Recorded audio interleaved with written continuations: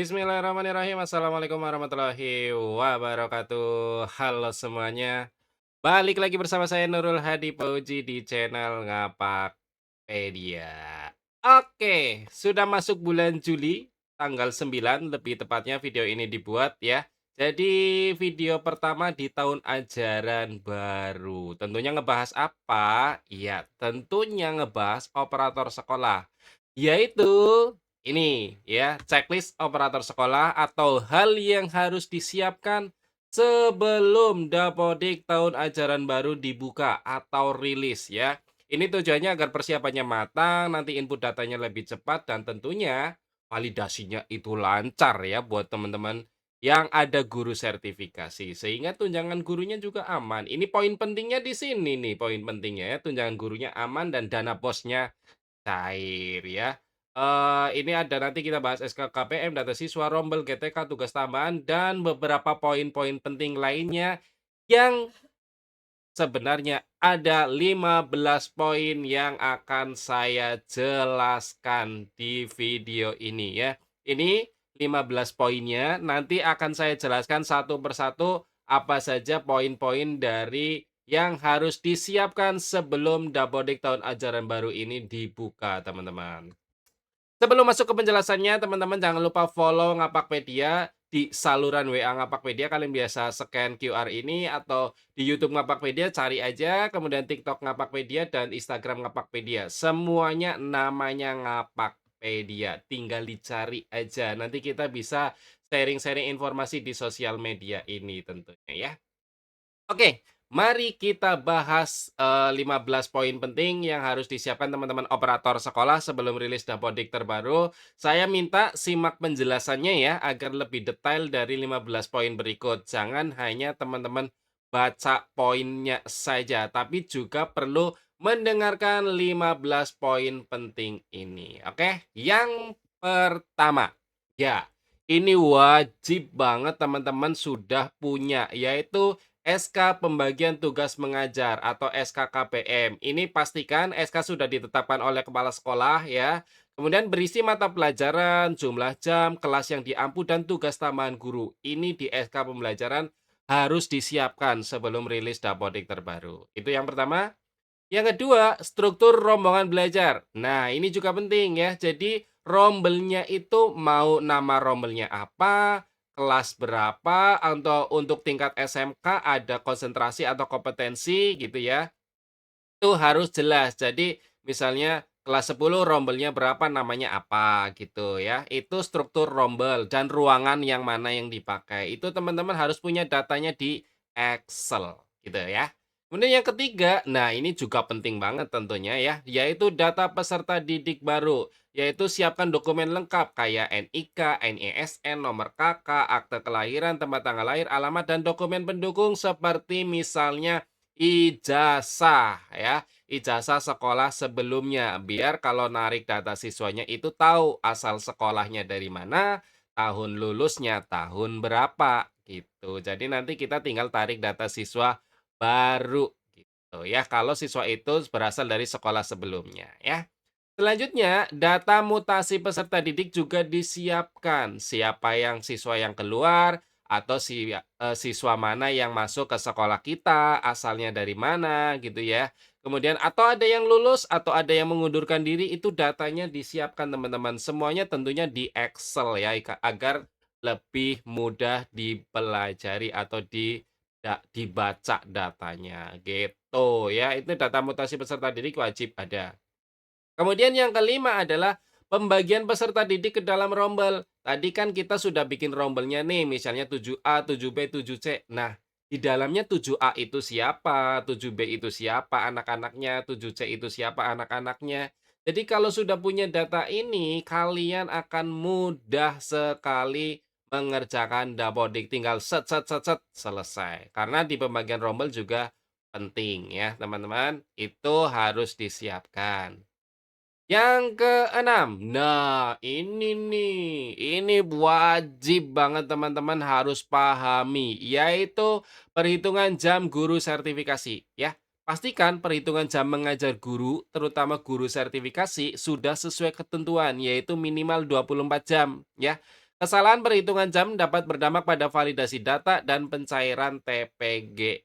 Jadi, disiapkan si A, si B, si C, guru A, guru B, guru C ngajar apa, berapa jam, kalau kurang dikasih tugas tambahan, kalau lebih jangan pakai tugas tambahan, dikasihkan ke guru lain gitu.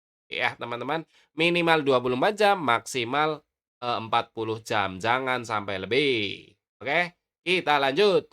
SK Guru Wali, ya kemungkinan masih ada itu untuk SMP, SMA, SMK sederajat. Siapkan SK Guru Wali, kalau SD sementara belum ada ya, tidak perlu ada SK Guru Wali. Jadi di sini di SK Guru Wali itu daftar guru walinya, kemudian nama rombel walinya dan siapa siswa-siswa yang menjadi anggota rombel guru wali tersebut gitu. Itu harus disiapkan ya. Itu baru ketujuh. Yang kedelapan, data GTK. Oke, data GTK tentunya adalah berkaitan dengan adakah guru baru atau guru yang keluar atau ada yang guru jadi kepala sekolah atau ada kepala sekolah yang jadi guru, datanya disiapkan, SK-SK-nya tentunya ya. Kemudian perubahan tugas tambahan juga disiapkan SK-SK-nya. Kalau ada yang tadinya kepala perpus jadi kepala lab, nah itu SK-SK-nya disiapkan ya. Kemudian ada yang perubahan mata pelajaran dari guru A ke guru B gitu juga disiapkan. Tentunya ya sebenarnya ini data ini ada di SKKPM, tapi ini juga bisa lebih detail di kaitannya dengan guru baru dan guru yang keluar atau mutasi gitu ya teman-teman. Yang kesembilan adalah tugas tambahan. Nah ini juga penting ya. Saran saya kalau gurunya sudah mengajar lebih dari 24 jam, jangan dikasih tugas tambahan. Kalau guru yang mengajarnya kurang dari 16 jam, kasihlah tugas tambahan yang bernilai 12 jam.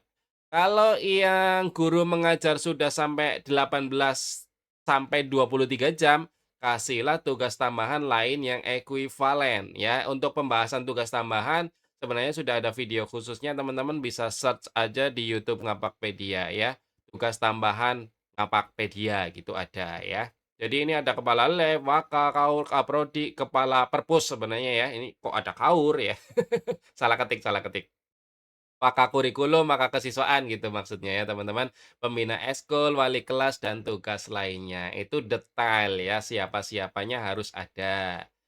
Selanjutnya adalah data sarana dan prasarana. Ini juga penting, misalnya kalian yang mendapat bantuan revitalisasi, kalian yang mengalami bencana, kalian yang sudah rehab, status gedungnya baru, atau ruangannya menjadi tidak dipakai, atau perubahan fungsi, itu dituliskan ya, tentunya di pembukaan sarpras kalian. Bagaimana formatnya terserah, yang penting kalian punya datanya.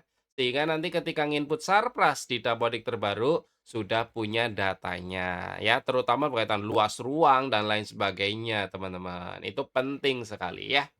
Kita lanjut, selain data sarana, yang ke-11 adalah data ekstrakurikuler. Nah, ini ekstra yang ada di sekolah kalian apa, siapa pembinanya, dan siapa saja anggota ekstrakurikulernya. Sebenarnya kalau ini, siswa barunya belum masuk, ya kalian mungkin belum melakukan pendataan ya, ini tidak harus banget sekarang, nanti boleh setelah siswanya masuk, di-mapping, kalian mau ikut ekstra-ekstra apa, nah ini didata, karena nanti di inputan Dapodik juga ada inputan ekstrakurikuler, teman-teman. Oke, jadi disiapkan datanya. Yang ke-12, Kaldik. Ya, penting ya. Ini Kaldik juga teman-teman operator wajib punya ya. Kaldik yang berkaitan dengan pembelajaran atau Kaldik yang berkaitan dengan cut off. Misalnya cut off dana BOS tanggal 31 Agustus. Nah, kalian punya Kaldiknya tuh sendiri, bikin sendiri gitu. Kalau saya juga bikin catatan-catatan tanggal-tanggal penting ya, sehingga saya tidak lupa gitu, teman-teman. Saya tempel di meja. Gitu ya, teman-teman. Oke, jadi kalender pendidikan saya rasa, penting nggak penting, tapi perlu disiapkan dan perlu dimiliki. Oke. Yang ke-13 adalah data alumni dan data kelulusan. Ini juga penting seperti saya. Saya setiap kali selesai, Dapodik rilis atau Dapodik tidak berlaku, teman-teman, saya selalu mendownload data peserta didik seperti ini, ya. Jadi, sebelum Dapodiknya diganti, saya nih login dulu ke aplikasi Dapodik sekolah saya ya. Nah, jadi kita download daftar peserta didiknya teman-teman, ya. kita download daftar peserta didik agar kita tahu data siswa kita sebelum rilis Dapodik terbaru itu seperti apa gitu. Jadi nanti di sini kita tutup dulu, tutup. Di peserta didik. Nah, ini ya, kita unduh. Nah, ini sebaiknya dilakukan setiap akhir bulan, teman-teman. Saya sarankan setiap akhir bulan kalian unduh. Di sini kalian klik daftar PD. Nah, ini misalnya kalian namai di sini ya. Nama filenya adalah, kalian namai misalnya daftar PD bulan Juni 2026. Nah, ini kan kondisi di bulan Juni 2026 ya, tapi baru saya download di bulan Juli, karena bulan Juli ya nanti tahun ajaran baru gitu ya, datanya. Nah, ini sementara saya namai bulan Juni 2026. Udah, nah itu dilakukan setiap bulan saran saya ya teman-teman, dilakukan setiap bulan gitu, oke? Kita lanjut ke penjelasan berikutnya. Selain data alumni ya jelas tadi data kelulusan juga disimpan ya. Lulus syukur-syukur bisa data anak ini meneruskan kemana-kemana atau bekerja di mana, nah itu didata juga teman-teman, oke? Selanjutnya arsip dan backup dokumen. Simpan seluruh dokumen penting ya seperti SK, database Dapodik ya tadi itu yang daftar peserta didik, kemudian dokumen-dokumen pendukung lainnya, teman-teman. Silakan disesuaikan. Kalau seperti saya nih kan saya punya foldernya itu kalau saya nih ya dari 2019 sampai 2026, 2027 nih. Ini saya semuanya foldernya seperti ini. Jadi nanti kalau nyari data itu enak, teman-teman ya. Enak nih tinggal nyari tahun ajaran berapa ya. Nah, ini di sini datanya lengkap ya, lengkap gitu aja. Disarankan teman-teman operator juga seperti itu ya, inisiatif membuat, folder berdasarkan tahun ajaran. Jadi nanti lebih enak nyarinya gitu. Itu sebagai bukti bahwa saya sudah menjadi operator dari tahun 2018, 2019, oke? Kita lanjut.